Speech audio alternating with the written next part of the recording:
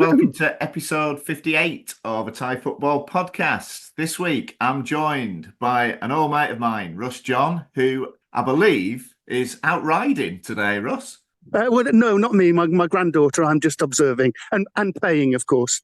Yeah, of course. We had Tim on the golf course a couple of weeks ago, so now we've got you at a riding Right, yeah. I'm all in favour of this. Anyway, you've come on this week to talk about the SWAT Cats and their start to the season, which to an outsider looks very promising. So what are your thoughts as a fan? Yeah, I mean, a great start. And I think the word that you use, promising, is fantastic. But it's early days, isn't it? You know, my feeling is that although it's been a decent start, we're a fairly average team that's being well coached and is working well as a unit, as a team unit. I still think we're an 8th to 10th place team at the end of the season, and I'll be more than happy with that. I always think, you know, wherever you are in the world, promoted teams, first job, stay up. And anything on top of that, I always think is a bit of a bonus. So I'm well happy. I'm happy with the way things are going at the club. I think I've said this before, there's a good vibe at the club, you know, Dale. I think perhaps it's just a promotion. The fans seem to be pepping up again. And it's all looking good, you know, and I'm looking forward to maybe an 8th or a 9th or a 10th place. That'd be superb. It all sounds very positive. And like you say, that vibe that you mentioned definitely comes off the back of last season, doesn't it? You know, it doesn't matter which division you're in or which league you play in. If you have a good season and you go into the following season, as you have done as a promoted side, that carries over, doesn't it? And it will give you some momentum. Can I just say, I think plaudits to Coach Joe, because he's technically they're not the best, but by jingo, he's got them playing together. I think the dressing room's good. And I think, you know, that can carry you a long way. I always think of Brian Clough, you know, with the Forest, you know, not the best players, but he wins the European Cup, you know. And I think there's a sort of same type of vibe going on with Coach Joe at the moment. He does tend to slip through the net, doesn't he, when people talk about Thai coaches? I don't think he gets the plaudits he deserves, so that's good to hear. Is there a Thai Peter Taylor in the background? Oh, well, do you know who there is and who always seems to be around? Team AT, I can't pronounce his full name. You know, the guy that used to play for us and got an injury? He's been a long time part of the club, and he's always seems to be on Coach Joe's shoulder. Do you know what I mean? And I think that might be a good influence as well. It's important, isn't it? These partnerships. I mean, again, you know, you've mentioned Brian Clough and him and Peter Taylor sort of epitomise this, don't they? You know, they complemented each other. They both knew what their roles were.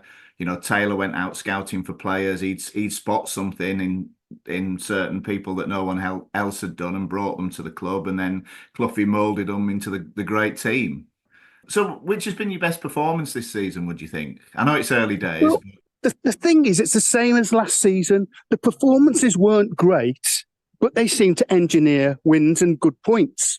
I don't think there's been an exceptional performance in any of the 5 fixtures thus far. There have been decent performances, but nothing spectacular. But we've got some great results, you know. I mean, we were hammered, really, in the first game when we beat Muang Thong. Probably a tad lucky to get the victory there. And to be honest, Rayong battered us last weekend. And again, I think we were lucky to get the draw. But having said that, you know, if the results keep coming, it's brilliant. That's brilliant.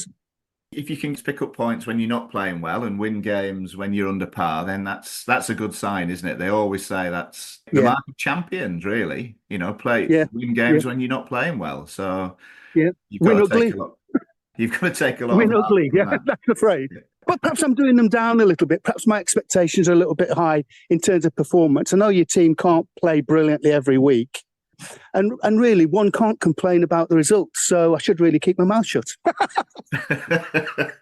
Well, we do this as fans, don't we? We tend to look on the pessimistic side most of the time. You know, you always think, doesn't matter how well things are going, you always think it's only a matter of time before the wheels fall off and everything falls apart. Dale, I've got this saying, your team is never as good as you think it is, and it's never as bad as you think it is. And really, if you can keep that in mind with your teams, you know, you're not going to be far off, you know. That's a great philosophy to have, I think, definitely. What about individual performers this season? Anybody stood out? Yeah, one or two. Our young keeper, Tanachai, he's one to look out for, He could be an NT prospect in a season or two. He saved our bacon in a couple of the matches, and the fans love him as well. So I think, he's been good. But also, can I just say something? Our three main Farangs. Dennis Murillo, I was worried about at the start of the season. I was worried about his motivation, and he didn't really do much with the Sharks, did he? But he has been brilliant, apart from his mouth, of course, which we'll probably talk about later. Murillo has worked his socks off for the SWAT Cats thus far this season. Plaudits to him. Also, I was worried about Davidson and Greg being able to hack it in the Premier League.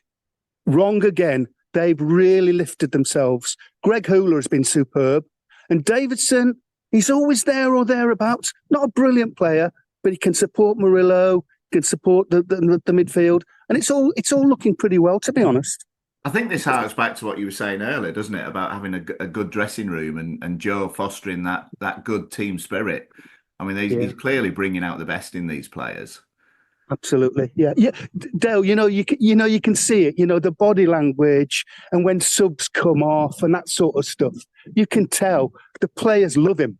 The players absolutely love him, and I think they play for him. That's good to hear, and it's always a good sign when that's the case, isn't it? Especially when you can see it and you can feel it. We all know. Oh yeah, I've probably used the word good vibe about 5 times already, but that's what it is at the club at the moment. Everything seems to be clicking. I mean, it might change in a week or two, but at the moment, good stuff. Well happy. Yeah, I'll get you back on at the end of September when you've lost 4 in a row. And we'll see how you're feeling then. Hey, I'm the fool that said it when the season they were relegated. After the first match of the season, I said, "There's no way this team is going to be relegation fodder." I've actually got it on one of my blogs, and of course they went down. But never mind. Yeah. Who knows? Who knows? It's easy to be wise after the event, Russ. I mean, it's always difficult, isn't it? When we do that. A lot of us do it, and I've had so many people come on the podcast. I mean, I do it as well. You put your neck on the line by making predictions, and sometimes you get lucky, and sometimes you don't. So absolutely. I think we're looking at an 8 to 10 team, and I think I'll not be far off, to be honest. Okay, so 9th then. Not been 8th would be lovely, but you see, I look at the table, and you look at the big clubs, and you're not going to compete with the top 6, are you? To be honest, that's the way I look at it. And Pathum are coming up. Wangtong will be up there or thereabouts after a shaky start, and things sort of it shakes itself out, doesn't it? And I look and I think, there's no way we're going to be top 6. We're going to be competing with a few other teams at 7th, 8th, 9th, 10th, and that's the way I look at it. And that's football, I suppose.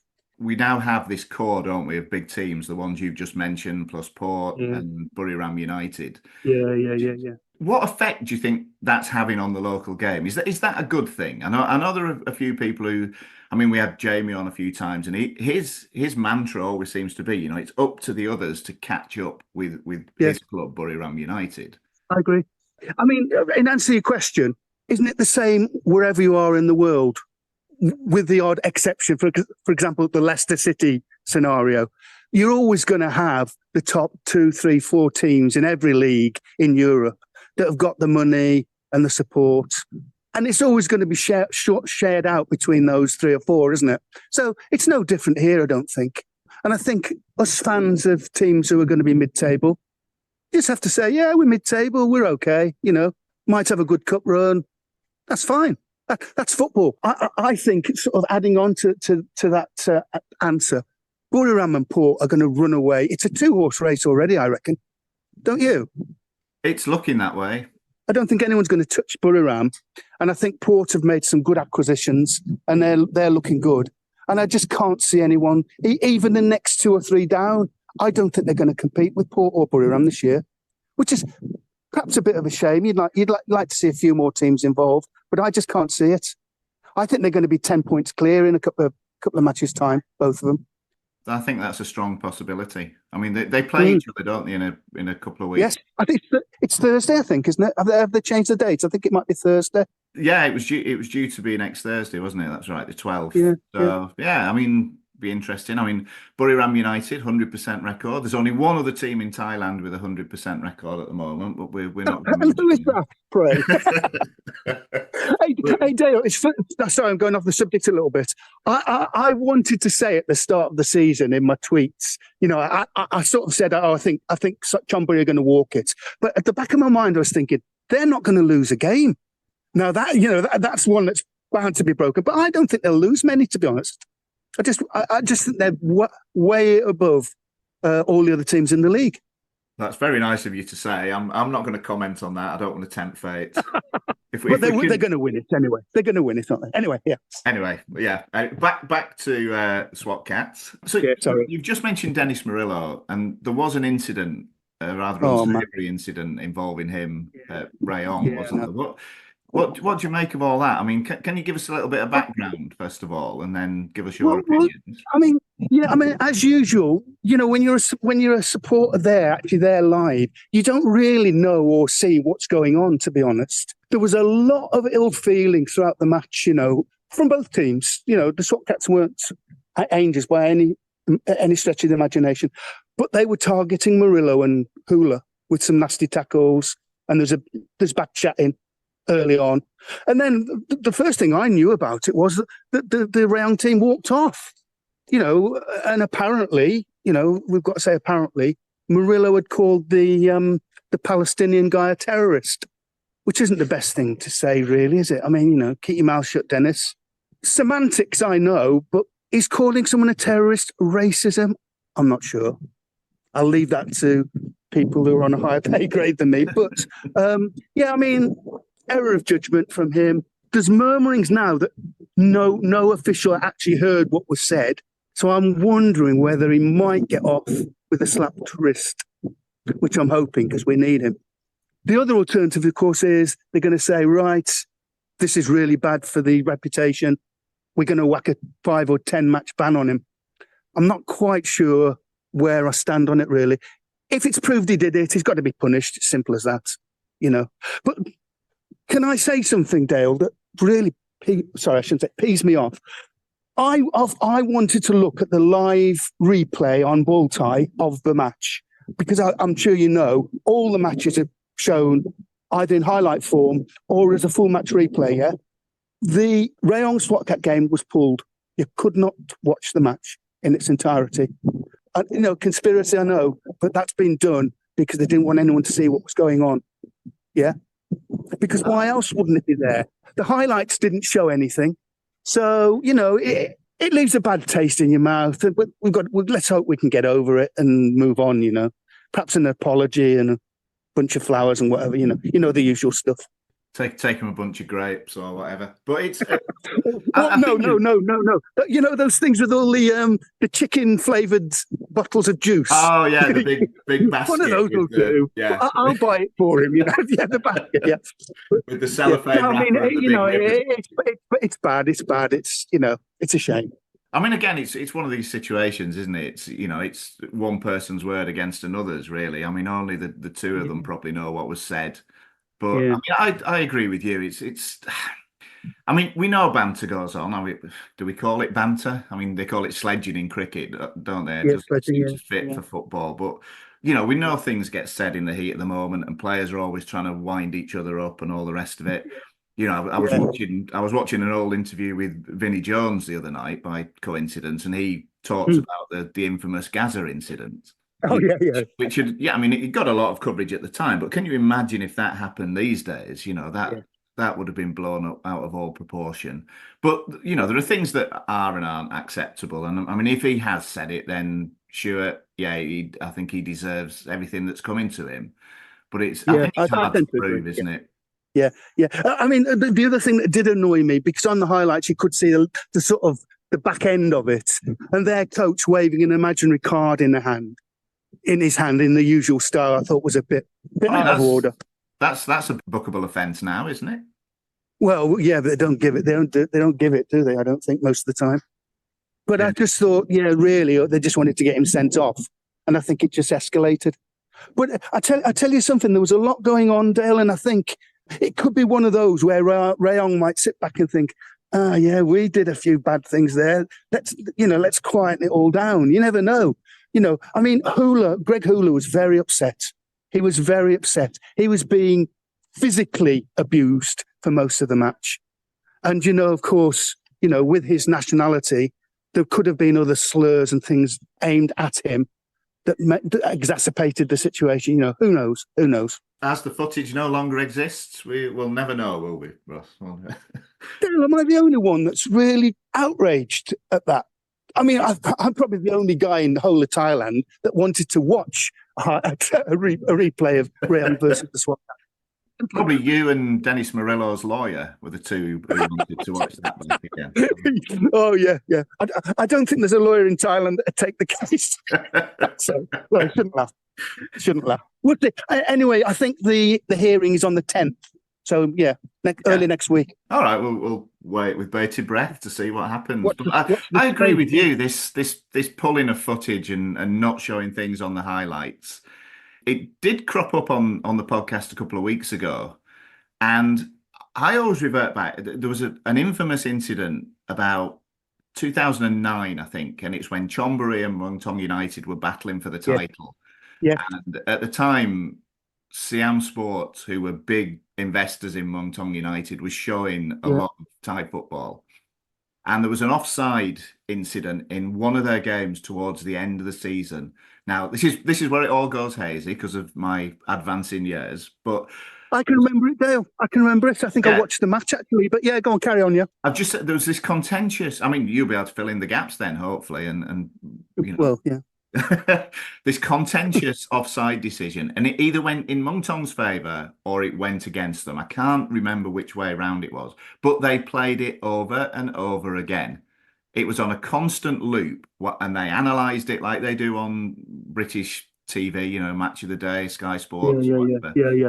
And that led to the Siam Sport camera crew being attacked at the next Chonburi home game, which obviously I don't condone. It was shocking. It was awful. But that could be a reason why they no longer show these incidents, because that actually led to physical violence. And the cameramen at that game probably weren't even the cameramen on the previous game, and they certainly weren't responsible for repeat showings of it. So it could be an element of that. I don't know. Absolutely. It was a horrible few minutes, Dale, to be honest. From what you can see from my viewpoint, in the Rayong game. Does it happen in every match, as you say? Yeah, and I think there are lots of things we don't get to see. So if you're not actually at the game, you're not necessarily aware of them. But your whole trip to Rayong sounded like an adventure, Russ. It was more than just this, wasn't it? There was loads going on. I'll come clean, Dale. If there was any football match on the East Coast, I managed to squeeze in a long weekend at Pattaya. I stay in Pattaya for the weekend and then travel out to the game, whether it be against your lot or Rayong or even Chantaburi. So I actually make a weekend of it. And it's nice. It's really nice. I actually went on my own this time, not with no mates. But when I got there, the atmosphere was fantastic. Fantastic. It was good support. Everyone was pissed. Excuse my language. And as you know better than I do, the welcome a Farang like myself gets when you end up pre-match with the Thai fans, it's fantastic. It's really fantastic. I mean, every Farang knows this, don't they? When they go to a football match, they're friendly. They're offering you beer and whiskey. They're really inquisitive about where you're from and what you're doing and whatever. And of course, I've got to know some of the old timers because I do. I turn up occasionally. So yeah, I mean, it wasn't every match is every away match is an adventure, actually, Dale. But the East Coast ones, I had a little bit of spice, let's say. I understand that. It is a good excuse for a trip away, isn't it? Definitely. Yeah. But given your location as well, I mean, you're not even in the city, are you? You're out in the wilds of Nakhon Ratchasima.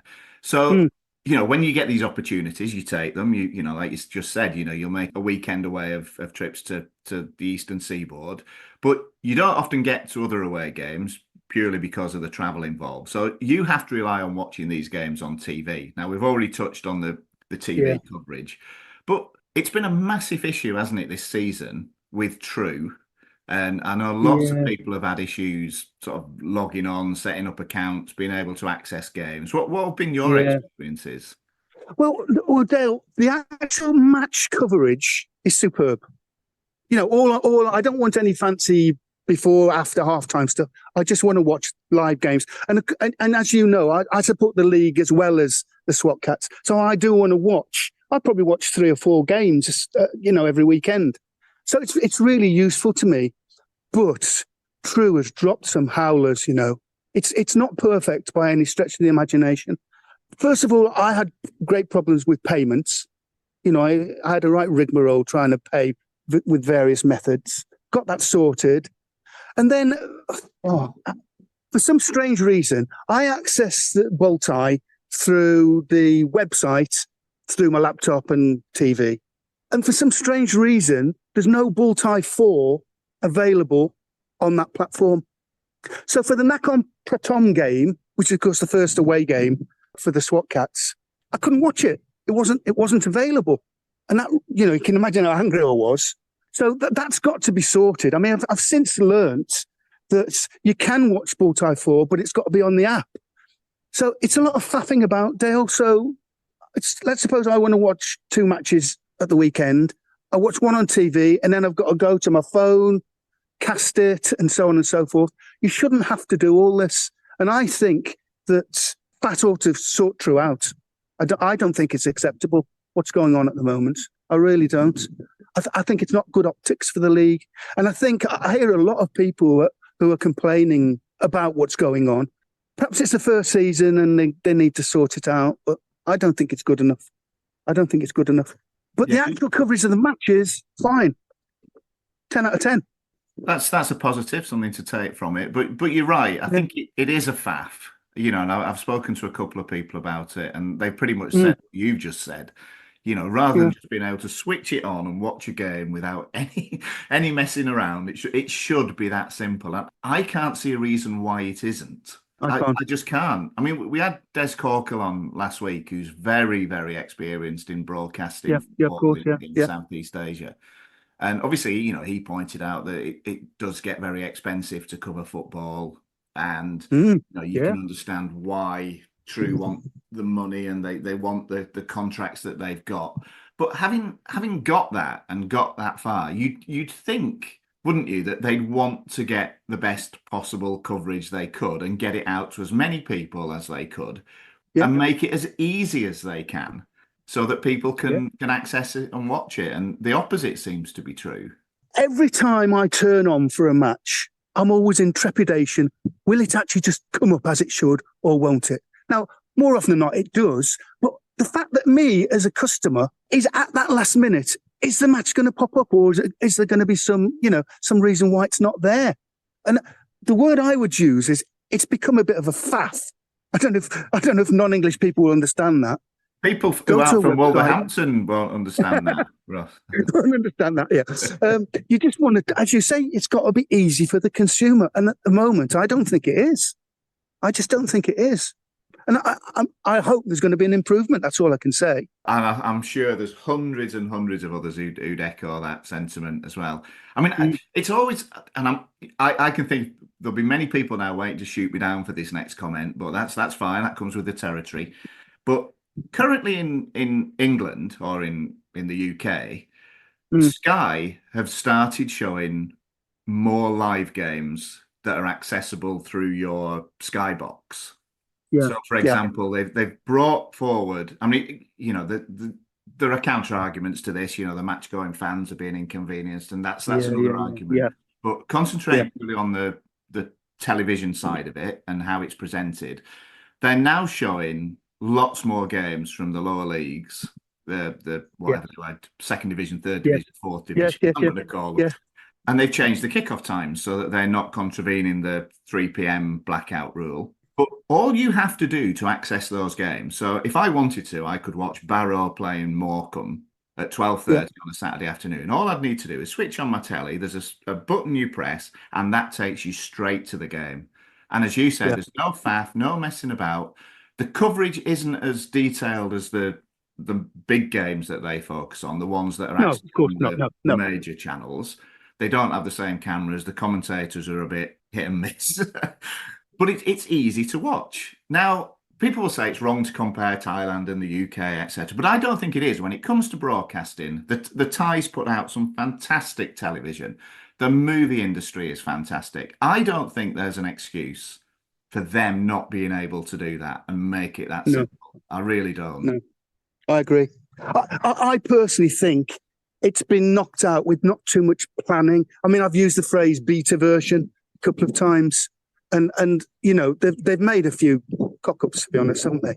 But having said that, I mean, I was quite pleased that I think Madam Pang has done a good job with a little bit of arm twisting to get the TV deal that she did, you know, with coverage of tier two teams as well. And I must say, you know, you've got to give credit where credit's due. The actual coverage of the games is fantastic. It's spot on.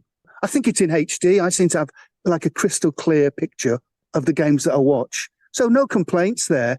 But I just think it hasn't been thought through. And as you say, the customer needs to turn on the TV, go straight to a place where all the matches are laid out, and you choose the match you want to watch. You don't want to be scrabbling around. Oh, where's my phone? Is it going to cast? And is it going to do this? And is it going to... We don't want that at all, do we? We want easy access. Yeah, I'm sure they'll learn, Dale. Let's hope so. Because, as you say, you know, the actual filming is very good. So, you know, they want more people to see it. So, fingers crossed. I mean, I'll find out for myself shortly, and I'll report back on how easy I found it. You know, I must admit I'm approaching it with some trepidation, given what I've heard and what I've read. Yeah, but we'll see. Yeah, I mean, you know, yeah. Anyway, we're nearly 30 minutes into this interview, and we haven't mentioned the one word that always crops up when we talk about Nakhon Ratchasima, and that is the crowds. So what have the crowds been like this season? Just before we go, we need an update on what kind of numbers you're pulling in. Yeah, two 10K plus attendances for the two home games. Plus the first one against Muang Thong, there was a clash. There was a flaming Thailand versus Vietnam volleyball match on 100 meters away from the 80th anniversary stadium. And I think there were about 4,000 fans in there. So that probably would have been more than 10,000 on that night. But yeah, I mean, the crowds are coming back. To me, it's simple, Dale. If they're in the top 10, they'll get 10,000 every week. If they're in the bottom half of the table, 6,000. If they could creep up to fourth place, you could get 15,000 every week and 20,000 for the top teams as opponents. And it's simple as that. It's all based on performance. I think it's the same with most teams, isn't it? But I think as a basis, I think 10,000 is about where we're at for an average game. And I think it's pretty good, isn't it? It's the second best. Yeah, it's the second best behind Buriram. And I keep saying this to Jamie. If Buriram were in 12th place, they wouldn't be getting 20,000 every week. They'd be getting 7,000, 8,000. So, you know, there it is. I just wish more teams. I mean, I think some of the other attendances have not been too bad, have they? I don't know if there's been a rise in the average attendances thus far, but there do seem to be some good attendances knocking around. And of course, Karat will bring up the league average, you know, whatever they do, I think. But yeah, pleased. When they were in tier two, when they were in the, before they went down to tier two, and there were 3,000 in that stadium, and I was sat there on my lonesome. You can imagine, can't you? 3,000 there were at some of the matches in a 25,000 stadium. Yeah. You think, what am I doing here, man? You know. I've been in that ground when there's been 300 in there, so imagine what that's in the distant past. But I mean, the stadium when there's 10 or 12,000, or even, you know, in the odd occasion when there's more. Oh man, it's fantastic atmosphere. I mean, the Nong Bua game last season. Oh my goodness, it was superb. It was superb. We're going to have to leave it there, mate. We're running out of time, but that's been fantastic, as always. I always enjoy our chats, Russ, you know, whether it's about football or other things that we talk about off air. But as do I, Dale. As do I. I hope I've not been too verbose. Not at all. That's been brilliant, mate. I have really enjoyed that. And let's hope, for the sake of you, for your club, and for Thai football as a whole, that Nakhon Ratchasima FC continue to play well this season. They do climb up the league. I'd like to see them higher than your predicted or your expected 8th, and that crowds carry on rising. We do need it in Thai football. and hopefully more people get to see it if they can get the television thing sorted. Yeah, absolutely, Dale. Right, that's been brilliant. Thanks, mate. So get back to your All the riding, best, mate. Yeah. saddle up, and head off into the sunset. Okay. Cheers, Dale. All the best, mate.